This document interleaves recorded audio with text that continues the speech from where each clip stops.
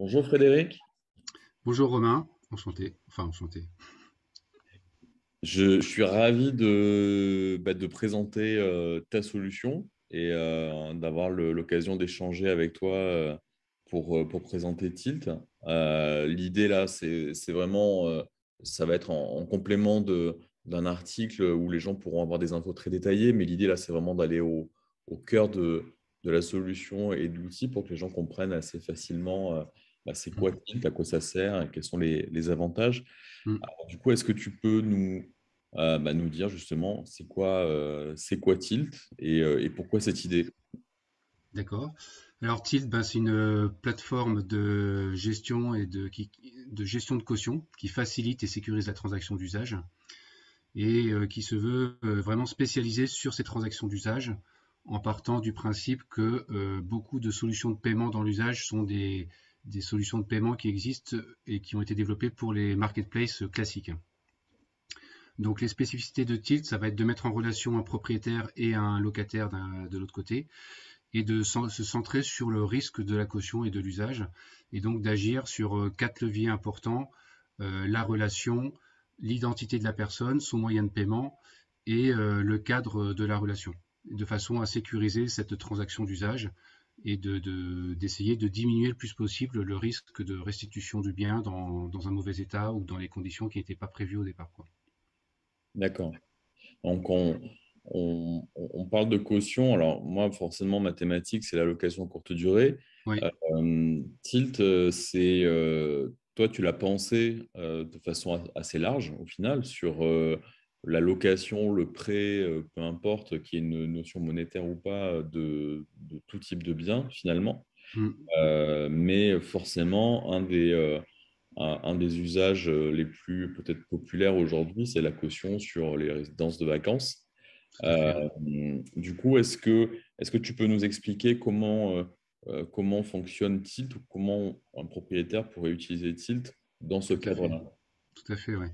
C'est vrai qu'il y a eu des besoins qui sont un peu développés, notamment depuis le confinement, avec des faits divers qui sont ressortis aussi d'usage abusif de certains logements. Et puis la gestion de plus en plus à distance et dématérialisée de l'ensemble des transactions, que ce soit dans l'usage ou pas. Et donc sur Tilt, en fait, le propriétaire, dans ce cas-là, va se créer un compte sur la plateforme, va générer une demande de caution qui va être adressée au locataire. Et le locataire va ensuite déposer sa caution avec sa carte bancaire. Donc sa carte bancaire, en fait, on va la conserver de façon entre guillemets active, ce qui va permettre de la solliciter en cas de besoin à l'issue de la location ou même avant la location si jamais les conditions du bail ne sont pas respectées. Le locataire lui reçoit un mail, il clique sur le lien pour déposer sa caution, il arrive sur un formulaire, et là il peut se créer un compte ou pas sur la plateforme et déposer sa caution encore une fois avec sa carte bancaire. Voilà. Ensuite, il y a un parcours qui se fait pendant jusqu'à l'issue de la location. Et ce parcours accompagne la location avec la possibilité pour le propriétaire de demander aussi des photos pour faire l'état des lieux d'entrée et de sortie à distance. Donc, qui peut venir en complément d'une autre façon de procéder pour l'état des lieux. Hein, c'est pas forcément à la place. Mais en tout cas, je pense que c'est un moyen qui sécurise un peu plus la transaction que de le demander. Ensuite, ça offre des services un peu différents aussi pour le locataire, qui peut être le partage de caution, ce qui permet d'avoir plusieurs moyens de paiement aussi qui servent à la caution et pas uniquement un seul, ce qui peut rassurer le propriétaire et en même temps rendre service au locataire. Ouais, ça c'est intéressant ce dernier point parce que quand on avait échangé la première fois ensemble, c'est parmi les choses qui étaient différenciantes d'autres solutions existantes sur le marché, plus ou moins Mm, évoluées. Cette notion de partage de caution, je la trouve très très intéressante parce que d'un point de vue voyageur, si on loue à quatre couples par exemple ou un groupe d'amis une maison, euh, c'est bah, ça. on n'a pas forcément, enfin en tout cas celui qui s'occupe de la réservation n'a pas forcément envie d'être le seul à, d'une part, bloquer une somme d'argent Mm, et d'autre part, porter la responsabilité aussi. tout à fait. Finalement, le dépôt de caution partagé permet à la fois de soulager en termes de charges financières, même si la prise de caution n'impacte pas le plafond CB. Mm. Mais moi, dans mon esprit, là, plutôt que si je me mets côté hébergeur, Mm. permet au final de partager la responsabilité aussi et que chacun puisse se sentir responsable finalement, co-responsable C'est euh, ça. et du coup anticiper et éviter potentiellement des litiges. Donc, C'est ça exactement. ouais. Tout à fait. Après, sur les 4 leviers que j'évoquais tout à l'heure, il y a celui du cadre contractuel qui est le bail. Dans le bail, il y a souvent un locataire qui reste le responsable, on va dire, sur le plan juridique vis-à-vis du propriétaire.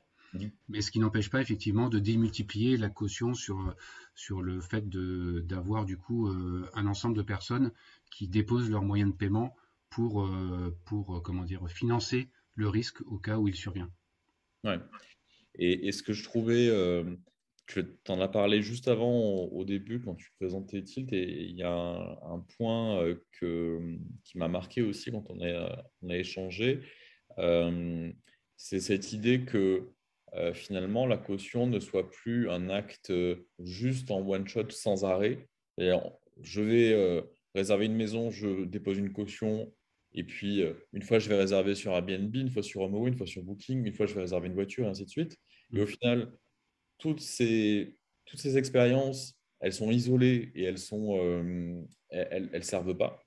Alors que toi, ton approche et ton idée, c'est de dire, bah, au final, je vais pouvoir prendre toutes ces différentes réservations et ces expériences de dépôt de caution pour finalement venir enrichir un profil qui lui-même, au-delà juste du simple dépôt de caution, va pouvoir devenir gage aussi de confiance. Mm. Tout à fait. Merci beaucoup de. Je t'écoute, Béa. Ah, mais Et c'est... oui, oui, non, mais tout à fait, c'est quelque chose de très important Mm. qui est un peu à la base dans les racines du projet. C'est de dire que dans l'usage, on ne peut pas gérer une transaction d'usage de la même façon qu'on gère un achat d'une chaîne IFI ou d'une voiture sur une marketplace. Enfin, d'une voiture peut-être pas, mais d'une chaîne IFI ou d'un ordinateur sur une marketplace. C'est-à-dire qu'il y a une notion de comportement qui va être très important puisque le bien qui est en jeu, donc l'appartement que le propriétaire va mettre à disposition, a une valeur souvent bien supérieure évidemment à la fois au coût de la location et à la fois au montant de la caution. Et donc l'enjeu pour lui, ça va être, une fois qu'il va récupérer son bien entre ses mains, de pouvoir le relouer dans la foulée et d'éviter de l'incertitude et des dégâts. Et donc ça va être lié à un comportement. Et c'est vrai une des idées de base, c'est de dire que finalement, quand on a un comportement, nous, chacun d'entre nous, il y a des chances qu'on reproduise le même comportement dans l'usage, en tout cas, d'un bien à l'autre et d'une transaction à l'autre. Or, ce niveau de comportement, on le porte, chaque plateforme, on va dire, va essayer d'en capter une partie, mais très souvent, on consomme pas assez sur une même plateforme. Alors, la plus connue, évidemment, dans la location, c'est Airbnb. Sur Airbnb, alors, c'est mon cas personnel, mais moi, en moyenne, je loue à peu près une fois par an sur la plateforme, ce que je vais considérer, moi, comme insuffisant pour avoir une idée du profil. Donc, en démultipliant les expériences dans l'usage comme ça avec l'utilisation de Tilt, l'idée est bien, effectivement, d'avoir un profil du locataire aussi plus riche et de se dire que la caution, en fait, le geste d'il y a 40 ans consistait à remettre un trousseau de clés, en échange prendre un chèque, le conserver et à la fin restituer le chèque et reprendre le trousseau de clés. Or aujourd'hui, la transaction, souvent, elle est beaucoup plus longue parce qu'il y a des phases de négociation bien en amont pour la réservation et elle se termine bien en aval aussi, c'est-à-dire qu'avec les plateformes et les évaluations croisées, la gestion à distance, souvent quand le locataire s'en va, la transaction n'est pas vraiment finie encore. C'est-à-dire qu'on n'a pas toujours le temps de faire l'état des lieux à ce moment-là. Il y a les commentaires qui peuvent aussi dégrader beaucoup les choses. Et tout ça fait en sorte que on va considérer, nous, la transaction dans sa globalité, et pas uniquement dans l'usage, mais de la négociation, une fois qu'on s'est rencontré sur une plateforme, jusqu'à la libération de la caution, voire un peu au-delà. Et effectivement, ce comportement à l'intérieur de cet espace-temps, on va dire, est très important pour le propriétaire, je pense. Et je le vois dans les forums de discussion entre propriétaires. Souvent, on demande plus la personne en face est inconnue, plus on va avoir peur et donc plus on va lui demander une caution importante. Et ce qui peut générer aussi des comportements, enfin, nous on part aussi de ce principe, c'est que se contenter de prendre de l'argent sans tenir compte des trois autres paramètres, donc la relation, le cadre avec le bail et l'identité de la personne, bah, ça va moins sécuriser la transaction que si on prend l'ensemble de ces quatre paramètres en compte. Mm. Voilà. Et donc souvent on voit que moins on connaît la personne, plus on a peur, et plus on a peur, bah, moins on loue, moins on profite, plus on prend de risques, quoi. Ouais. Donc effectivement, l'idée et c'est un élément de différenciation important par rapport aux autres plateformes qui existent de ce type-là, c'est que on va tenir compte de ce profil du locataire. Oui, ce qui est intéressant, c'est que après, c'est quelque chose qui va faire sens dans la mesure où Tilt sera en capacité de devenir un outil sur aussi d'autres verticales que la location courte durée Mm. pour venir justement enrichir ce profil. Parce que si, et comme tu le disais, si on a une réservation par an sur Airbnb, ce ne sera pas suffisant pour pouvoir. Donc, c'est sûr que si après ça s'étend à de la location de tout autre type de produit ou d'objet, mais même au niveau. Moi, je le vois par exemple en tant que gestionnaire. euh, Évidemment, la première chose à laquelle on pense, c'est la caution du logement. Mais Mm. sur des gros logements, on peut imaginer faire des cautions complémentaires sur des équipements spécifiques ou du matériel qui est mis à disposition des voyageurs, par exemple des vélos, des choses comme ça, ou la piscine, ou ce genre de choses. Et ce qui est très pratique pour ça, en fait, c'est en revoyant l'interface de Tilt, c'est ces liens de caution permanents. En Mm. fait, on peut imaginer avoir des cautions pour les logements, mais Mm. ensuite, effectivement, créer ces liens de caution permanents pour des microservices ou euh, Tout à fait, oui. et les partager très vite avec le voyageur Tout à fait. via WhatsApp ou n'importe quel autre support, en fait. Exactement. Un autre cas d'usage auquel on a pensé, alors qui est moins lié à la location saisonnière, mais qui peut être pour des associations qui emmènent des groupes de personnes dans dans des villages de vacances, on va dire, plutôt que de récolter de façon un peu rébarbative, je sais pas moi, 50 cautions en une fois, ils peuvent très bien comme ça générer ce lien de caution sous forme de QR code et faire défiler les gens devant le QR code chacun à son tour va déposer sa caution comme ça. Ouais. Ouais, donc il y a un vrai Mais gain de temps. voilà, mais effectivement, un autre usage peut être, plutôt que d'avoir je sais pas, une cinquantaine de groupes, d'avoir effectivement plusieurs équipements pour lesquels on va demander pour chacun d'eux une caution qui peut être un forfait hein, de 100 ou 150 euros par équipement, par exemple. Tout à fait. Ouais. D'accord. Donc aujourd'hui, tu en es où sur ce projet? Alors, ce projet, donc, on y a réfléchi depuis un peu plus d'un an. Là, on a mis en ligne ce qu'on appelle le MVP dans le langage des startups. Hmm. Donc, une première version, on va dire, minimaliste, mais totalement opérationnelle et sécurisée. Donc, depuis début juillet. Et on continue ensuite d'apporter des évolutions au fur et à mesure, à la fois ben, des retours d'expérience et à la fois du plan de développement qui était prévu au départ. Donc là, l'idée pour Voilà, l'instant, c'est de prendre des utilisateurs pour pouvoir voilà, tester de l'outil. proposer donc, Tourne. ouais, la solution est accessible gratuitement en ce moment sur la grille tarif. On a affiché jusqu'au 30 septembre, je crois, mais je pense qu'on va prolonger ça jusqu'au 31 décembre parce qu'on a pris un peu de retard dans certains développements complémentaires. Donc pour l'instant, elle est en accès libre. Il y a simplement des frais qui sont prélevés en cas de dommage. C'est-à-dire que si jamais je demande une caution de 1000 euros et que je la restitue, c'est totalement gratuit. Si D'accord. jamais à la fin de la location, je veux prendre 200 euros de caution, il y aura un pourcentage donc, de 2,5% sur les 200 euros de paiement des dommages. Il D'accord. y a donc on aborde aussi, j'en ai pas trop parlé, mais on aborde la transaction dans sa globalité. Du coup, il y a un parcours aussi. J'ai beaucoup parlé de la demande de caution et du dépôt de la caution, et il y a un parcours qui est prévu ensuite en cas de litige, bien sûr. Ce qui est important, on est donc partenaire avec une plateforme qui fait ce sont des professionnels de la médiation et de l'arbitrage, et donc il y a tout un parcours qui est prévu en cas de problème entre un propriétaire et un locataire. Nous, même, allons intervenir en tant que médiateur On peut également déclencher un prélèvement de caution de notre côté sous la demande du propriétaire, si jamais c'est nécessaire. Et quand il y a des enjeux importants, parce que parfois malheureusement les enjeux sont très importants, on va aussi faire appel du coup à des professionnels de la médiation et de l'arbitrage. Mais là, il faut vraiment qu'il y ait plusieurs milliers d'euros en Ouais. jeu. Mais cela dit, au travers des enquêtes et des retours qu'on a, ce sont des choses qui arrivent quand il y a des grandes Ouais. maisons avec des volets importants, voilà, ou des piscines aussi avec Ouais. parfois les dégâts sont plus importants que ceux qu'on avait prévus. Donc, le premier cas de figure, bah, il se passe rien.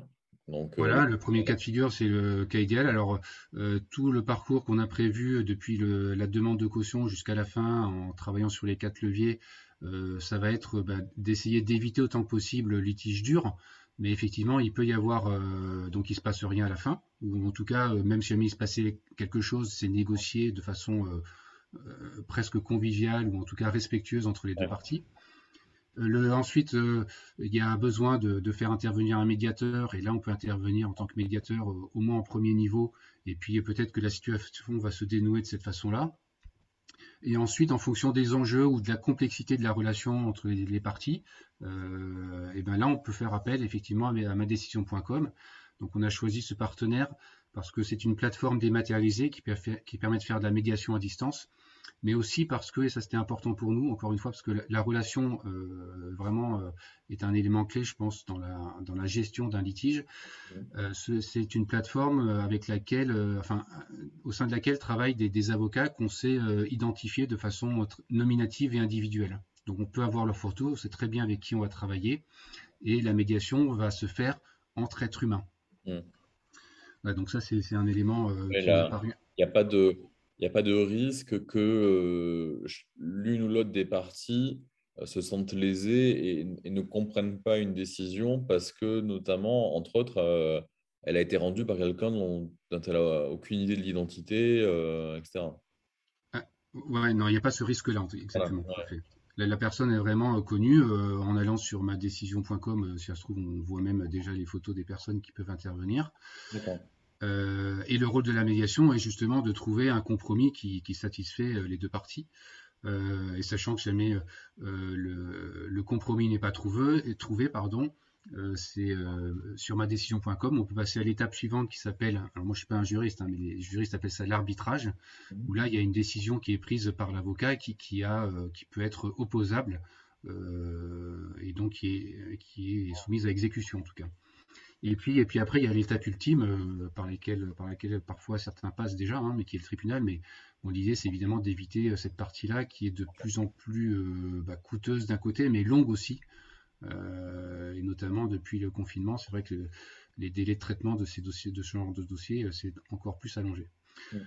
Donc voilà, donc l'idée dans ce parcours, c'est d'essayer de baliser toutes les étapes possibles pour que, si jamais par malheur, le risque zéro n'existant pas, ça survient, on sache déjà le chemin à suivre. Si jamais le propriétaire, lui, n'est pas satisfait de madecision.com ou a ses propres conseils de son côté, le parcours n'est bien sûr pas obligatoire, hein, c'est une proposition. Il peut très bien gérer ça aussi en direct à sa façon, comme il le souhaite. D'accord. Ok. Très bien. Bah écoute, je pense qu'on a les informations essentielles pour comprendre et puis avoir envie de tester l'outil. Donc, du coup, tu disais Donc, la promo actuelle, elle est prolongée jusqu'à la fin de l'année. c'est ça, ouais. Et donc la solution de paiement qu'on utilise, hein, c'est celle de WHA, qui est une filiale du groupe Orange, qui nous permet de gérer des portefeuilles électroniques. Mhm. Et donc c'est une solution qui respecte totalement la réglementation bancaire. Donc quand on dépose, enfin tous les moyens de paiement et les flux de paiement sont opérés par WHA et leur D'accord. solution qui s'appelle API Money. Donc tous ces aspects de données et de flux monétaires sont vraiment sécurisés et respectent la réglementation bancaire française et européenne. Avec une vérification de l'identité aussi.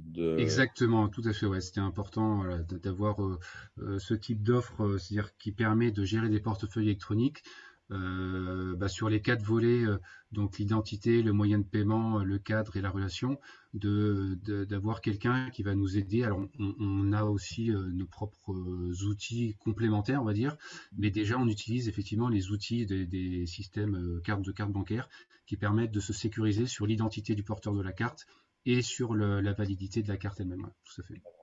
Ok. Super. Écoute, j'invite vraiment les personnes, en tout cas, qui sont dans la location courte durée ou d'autres qui tomberaient sur cette vidéo à tester Tilt et puis surtout à te partager leur Alors voilà, retour, leurs idées, ce qu'ils aiment, ce qu'ils aimeraient voir pour pouvoir justement faire évoluer l'outil. tout à fait. Là, du coup, ça veut dire ouais, décembre. Après, en espérant que la saison de ski fin 2021 soit cette année soit jouable. Mais, Tout à fait. euh, Voilà, en tout cas, le modèle aussi est vraiment basé avant tout sur l'abonnement. On va surtout mettre en avant la formule d'abonnement. L'idée est de permettre à des locataires, ceux qui demandent des cautions, de ne pas se poser la question de combien ça coûte de demander 500 euros ou 2000 euros ou 5000 euros ou ce qu'ils veulent, mais plutôt de fournir un service dans le cadre d'une offre qui sera soit à la demande, mais aussi sous forme d'abonnement d'accord. et donc d'avoir des pourcentages les plus faibles possibles. Après, les pourcentages aujourd'hui, c'est un peu incontournable parce que le Ouais, modèle économique des opérateurs de paiement est basé là-dessus, ouais. mais d'être vraiment le, plus, le plus axé possible sur la fourniture du service dans sa globalité. Ok. Voilà, et je suis effectivement preneur de tout retour d'utilisation. On en a besoin et on continue de faire évoluer l'offre en tenant compte des premiers retours qu'on a déjà eus. Et on est tout à fait preneur d'autres remarques, conseils, avis. Écoute, je mettrai les liens d'inscription, les liens vers Tilt, les liens vers les pages d'inscription, et puis j'inviterai le maximum de gens à tester l'outil en Très bien, espérant qu'il donne le maximum de retours pour pouvoir continuer l'aventure et préparer les prochaines fonctionnalités. très bien. Bah, écoute, merci beaucoup en tout cas. De rien, merci à toi. Et puis, bonne suite pour Tilt. Et puis, à bientôt. Merci Romain, à bientôt.